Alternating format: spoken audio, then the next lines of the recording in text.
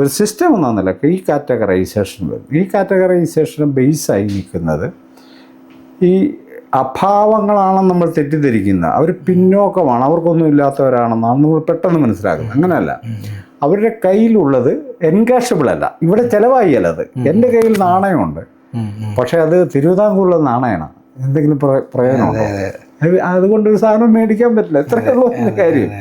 അപ്പോൾ ഒരു വിഭാഗം ഈ വിദ്യാഭ്യാസത്തിലേക്കോ ആധുനിക കാലഘട്ടത്തിൽ വിദ്യാഭ്യാസത്തിലേക്ക് കടന്നു വരാൻ പറ്റുന്നില്ല, മറ്റുള്ളവരെ പോലെ സ്വതന്ത്രമായി സഞ്ചരിക്കാൻ പറ്റുന്നില്ല, അവർക്ക് സോഷ്യൽ റെക്കഗ്നീഷൻ ഇല്ല, അവരെക്കുറിച്ച് പൊതുസമൂഹം കരുതുന്നത് അവർ കള്ളന്മാരും കൊള്ളക്കാരും വൃത്തികെട്ടവരും മോശക്കാരുമാണെന്നാണ്.